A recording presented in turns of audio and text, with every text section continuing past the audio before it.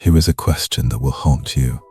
Why does a shark swim past 1,000 fish, ignore the crab, ignore the turtle, and then suddenly lock onto one specific target and kill it? The answer is not bad luck. The answer is physics. The victim thrashed. It sent a tiny invisible vibration through the water that signaled distress. That vibration translated to one word in the shark's brain: food. You are doing the same thing. You are walking through the ocean of humanity, and without opening your mouth, without even looking at anyone, you are screaming a signal. You are broadcasting a specific frequency that every toxic person, every narcissist, and every manipulator can hear from a mile away. You are screaming, "I am food."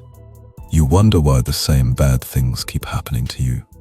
You wonder why you attract the same abusive partners, the same bullying bosses, the same fake friends. It is not a curse. It is a biological broadcast. And until you cut the wire, you will be hunted for the rest of your life. Today, we are going to teach you how to go stealth. We are going to teach you the one psychological shift that makes you invisible to predators. We are not going to teach you how to fight them. We are going to teach you how to become poisonous to them, how to make them taste something so bitter and so empty that they spit you out and run away in terror. Welcome to the silence. This is the watchtower. To solve this, we must first perform an autopsy on the dynamic. You operate under a delusion. You believe that toxic people are powerful masterminds who plot your destruction. This is a lie. They are not masterminds. They are addicts. They are junkies looking for a fix. And the drug they are addicted to is narcissistic supply. Narcissistic supply is a chemical reaction. It is the hit of dopamine they get when they provoke an emotional response out of you. It does not matter if the reaction is positive or negative. The brain does not distinguish. If you cry, they get high. If you scream, they get high.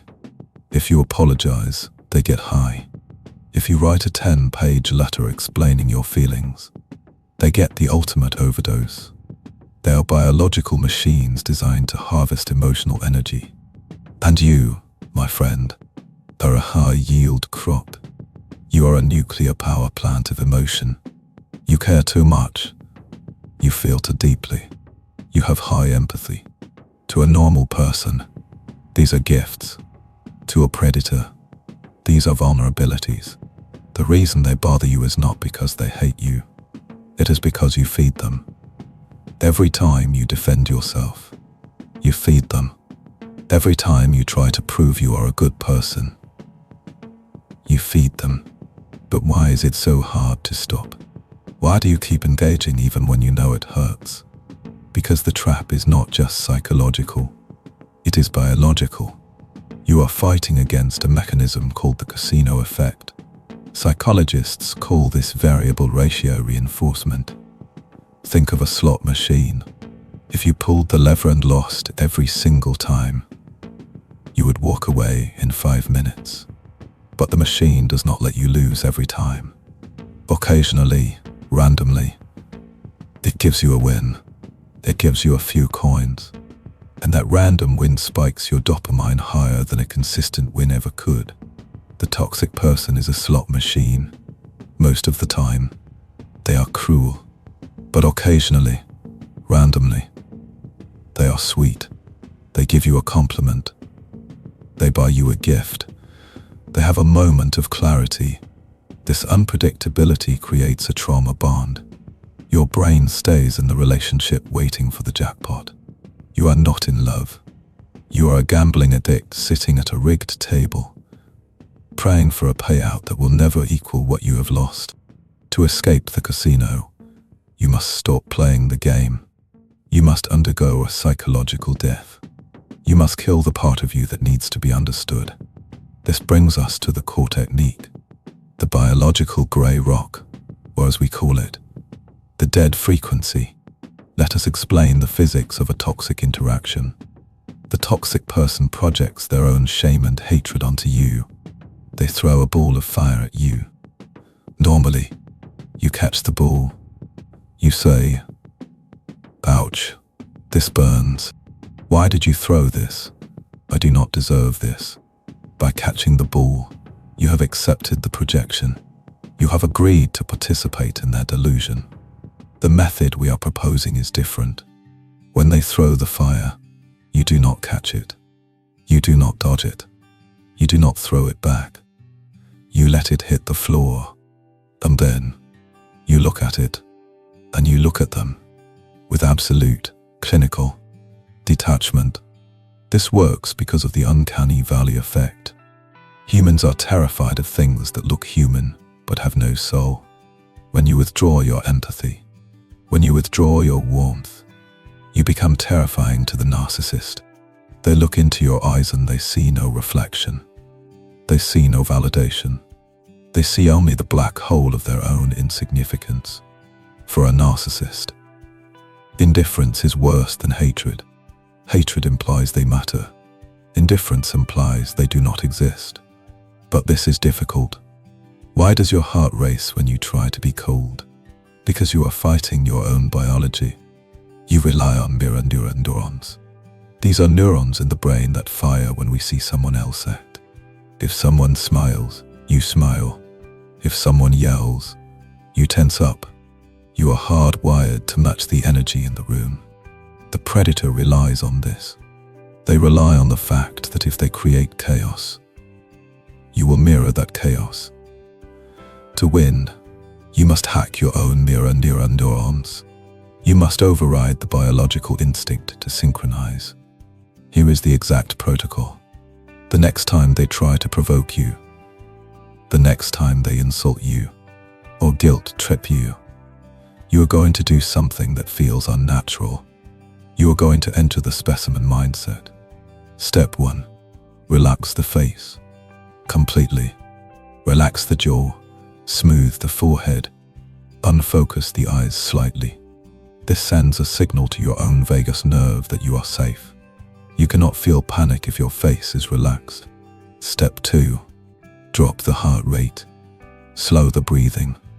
Exhale longer than you inhale. Step 3. The visualization. You are not going to look angry. You are not going to look sad. You are going to look bored. Profoundly. Deeply. Existentially bored. Imagine you are a scientist in a hazmat suit. You are behind a thick wall of glass. The toxic person is a specimen in a jar. They are thrashing around. They are making noises. They are spitting venom. But the venom cannot touch you. You are observing them. You are taking notes. You might think, "Wow, that is a very aggressive reaction." But you do not engage with its soul. Because in this moment, it does not have one. When you look at a spider, do you feel offended if it hisses at you? No. Do you try to explain to the spider that you are a nice person? No. You observe it. You might think, that is an ugly spider, but you do not try to reason with it. When you shift your perspective from victim to scientist, the signal stops, the thrashing stops, the water becomes still, and the shark becomes very, very confused. Let us play out the scenario. They say, "You are so selfish. You never think about anyone but yourself." Old you would say, "That is not true. I did this and this for you." New you does nothing. You look at them. You wait for seconds. 1, 2, 3. Then you say, "Okay." And you go back to what you were doing. The predator pauses. Their brain is sending an error message. Input failed. No supply detected. They ramp up. They scream. "You are ignoring me. You think you are better than me." You look up again. Same face. Same dead eyes. You say, "I heard you," and you look away. This triggers what psychologists call an extinction burst. It is the tempered tantrum of a dying dynamic. It is a scientific principle. When you stop rewarding the behavior gets worse before it stops. Think of a vending machine. You put in the coin, You press the button. No soda comes out. What do? Do you walk away immediately? No. You press the button again. Harder. You shake the machine. You kick it. You scream at it. You expend a burst of energy to try and force the result. This is exactly what the toxic person will do. They will try everything. They will insult your mother. They will threaten to leave. They will cry fake tears. They are throwing every grenade they have to see which one makes you jump. If you jump, even a little bit, you lose. If you show a flicker of anger, you reset the clock. You teach the machine that if it kicks you hard enough, you will dispense the soda. You must be the void. You must be the empty space where their scream goes to die. Now, we must address the internal enemy. Why is it so painful to hold the silence? Why do you feel a physical urge to fix the situation? Because you are not just a victim. You are an addict. You are addicted to your own pain. This is called peptide addiction. Every emotion releases specific peptides in the body. If you feel anxiety every day for 10 years, your cells develop receptors for anxiety. Your cells literally hunger for the stress. When the peace comes, your cells panic, they starve. They send a signal to the brain. Give me more pain. Give me more drama. So you unconsciously provoke the shark. Or you stay in the water too long because your biology feels uncomfortable with peace. You must break this chemical chain. You must go through the withdrawal. It will feel like a drug detox. You will feel shaky. You will feel empty. You will feel a desperate urge to text them. This is not love. This is the heroin addict missing the needle. You must stay in the detox chamber. You must starve the receptors until they die off and are replaced by new receptors. Receptors for peace. Receptors for joy. Receptors for freedom. You must rewrite the code. You must understand that your empathy is a limited resource. It is gold. You do not throw gold into the mud. You do not give gold to swine.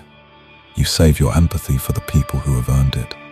For the people who have empathy for you. For the toxic person, you have nothing. You have a closed shop. You are out of business. But what happens next? This is the part nobody tells you. When you stop feeding the sharks, the water gets very quiet, and the quiet can be scary. You will lose people. The toxic people will leave. They will not hang around a source that has gone dry. They will find a new victim, and they will smear your name on the way out. They will tell everyone that you changed, that you became cold, that you are the abuser. Let them. This is the price of freedom. Let them tell their stories. The people who believe them are not your friends anyway. The people who know you will know the truth. But then, they will try one last thing. The Hoover, named after the vacuum cleaner. They are trying to suck you back in. They will sense they are losing you. And they will turn into the person you always wanted them to be. For 3 days, maybe a week, they will be perfect. They will apologize. They will promise change. Remember the casino effect. This is the jackpot. This is the random win. Do not believe it. It is a mirage. It is a strategy. The moment you relax, the moment you open the door, the shark will bite. And it will bite harder than before to punish you for trying to escape. Stay dead. Stay in the void. Trust the pattern, not the words. The pattern says they are a predator. Predators do not become vegetarians. There is a concept in martial arts called the Kyo. It is the spirit's shout. But the ultimate master does not shout. He stands with perfect posture. He is rooted in the earth. His energy is contained. He does not leak. When an opponent approaches, the opponent feels a wall of pressure. Without a word being spoken, the opponent knows he cannot win. You are building this internal pressure by keeping your energy inside, by not leaking it out in explanations and defenses. You become dense. You become solid. You gain gravitational mass. Toxic people are weak. They are hollow shells inflated with hot air. When they hit something solid, they bounce off. They cannot attach to you if there are no hooks. Your hooks were your insecurities. Your hooks were your need to be liked.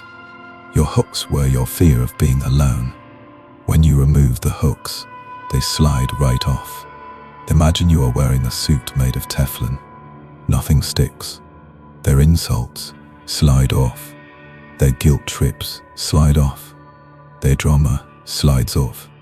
You are walking through the slime, but you are clean. And finally, you must reframe the loneliness. You will feel empty when the drama stops. You are addicted to the chaos too. Your nervous system is used to the high alert state. When it stops, you might feel bored. You might feel like you are disappearing. This is not emptiness. This is peace. Do not fill it with new noise. Sit in it. Learn to love the silence. Because in that silence, you will find yourself, the real yourself. Not the version of you that was created to please others, but the version of you that existed before the damage. So here is your mission. The next time the chaos begins, do not speak. Do not frown. Do not sigh. Turn off the lights in the house of your soul. Lock the doors. Close the blinds. Let them pound on the door. Let them scream at the windows. You are inside, sitting by the fire, reading a book, drinking tea. You are warm. You are safe. You are unbothered. Let them tire themselves out. Let them realize that nobody lives here anymore. The old you is dead. The victim is buried. The person who lives here now is a fortress. And eventually, the knocking will stop. The footsteps will fade away. And there will be silence. Beautiful. Holy. Silence. You will look out the window. And the shark will be gone. It went to find a fish that thrashes. You are not a fish anymore. You are the ocean. Vast, deep, dangerous, and calm. Do this once. Stand your ground in the silence, and you will realize that the monster was never as big as you thought. It was only big because you were on your knees. Stand up, look down, then walk away. We are Mind Ministry, and we are watching.